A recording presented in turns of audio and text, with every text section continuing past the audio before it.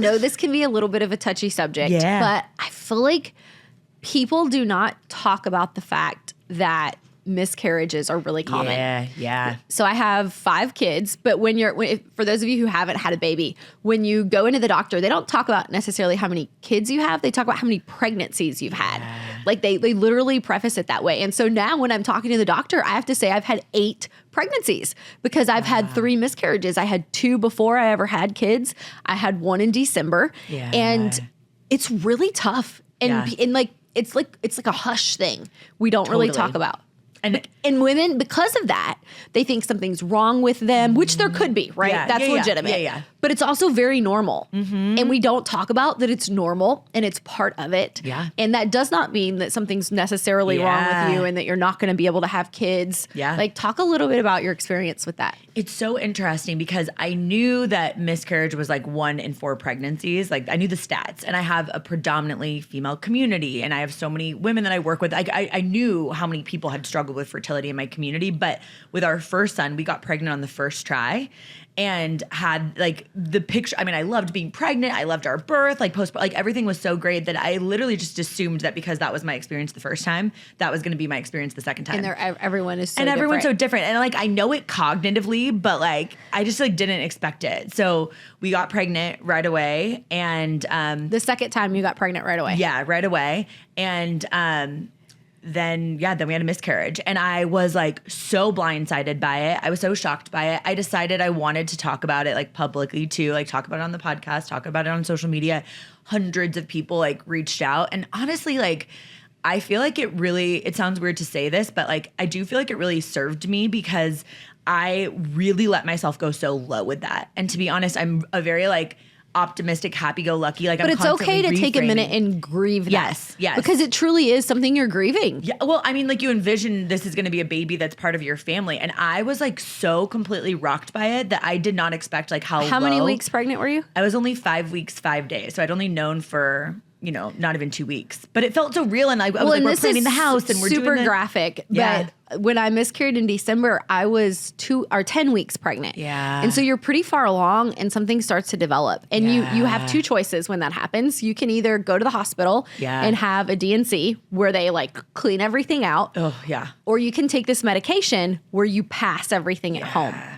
And I chose, I have enough kids at home, like going to a hospital and having to have all of that done. I didn't have time to do that. So I chose to take the medication. And what I don't think I was prepared for is I knew I was going to bleed, but I didn't know that there was going to be this, and I don't know why I didn't know because it makes sense, that this like essentially like the shape of a fetus coming out of your body. And I remember like screaming in the bathroom and calling my husband and being like, it's like 2:00 in the morning, right? Because you take this medicine before you go to bed. And I'm like, look at this. It's like a baby. Like, I feel like people don't realize that early on, like you're like losing a baby. Yeah. Oh my gosh. I can't imagine that experience. Because the further along you are, it's like a harder process to have that miscarriage. Totally.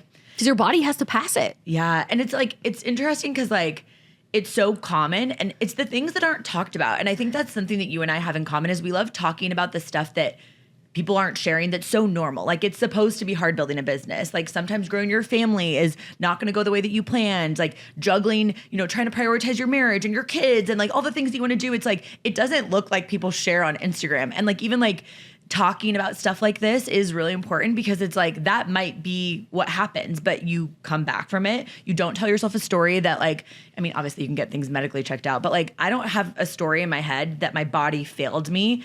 I just believe I'm going to get pregnant again and it's going to be amazing. And then I'm going to look at that little baby and be like, oh, this all makes sense. And I think that's important, So you're trying for baby number 2 again. Yeah. So we talked about this in the hallway the other day and I'm like, because like my real estate brain's like, okay, our entrepreneurial brain, like, how do we make this happen? Keisha, how many times a day are you having sex with your husband while you're ovulating? You're like, well, I think I had sex with him once. Like, why once, Keisha? we need to make sure that you're going to get pregnant once is not enough. What are you doing? So good.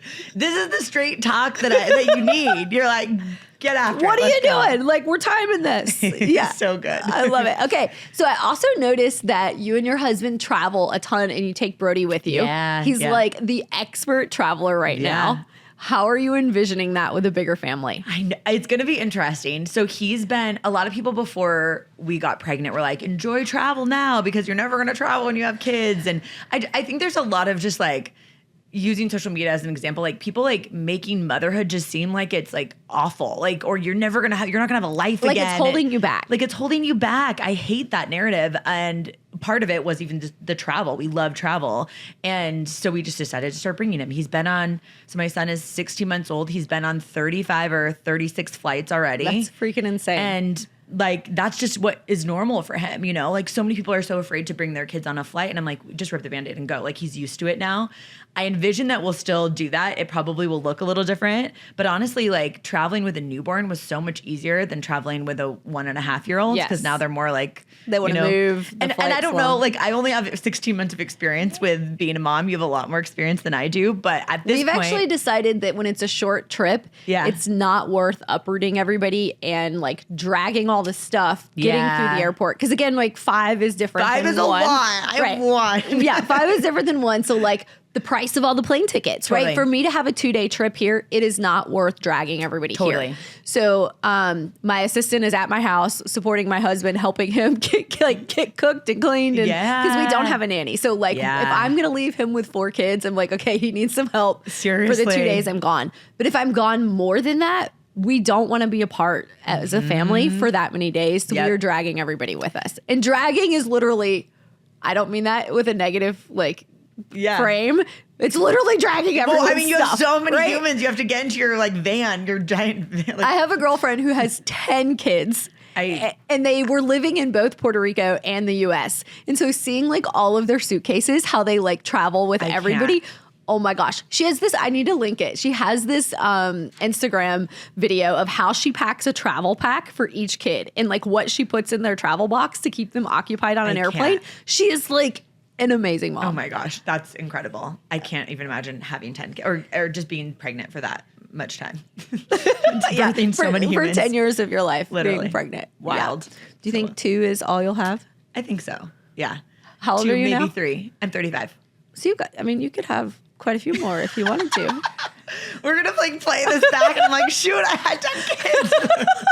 Okay, you know the trend on Instagram right now that's like, I had coffee with my younger self or whatever? I saw this girl who has 5 kids and she has a like 12 passenger van like I do. And in her video, like I met myself for younger coffee was like, bitch, 5 kids? Like, how did you end up with 5 kids? I think people have this like misconception that people with a lot of kids like wanted a lot of kids or planned to have a lot of kids. Did not know I was going to have 5 children. I was like you. By 35, I had 3 and I was like, okay, I've got 3. I'm good. Yeah. Nope. I got a couple more and who knows if I'll have more than that. I feel like you're putting this on me now. We'll see. You're going to need a 12 passenger van, Oh, Keisha. no. Oh, God. Okay. Maybe you need a bigger place to live. Oh, no. So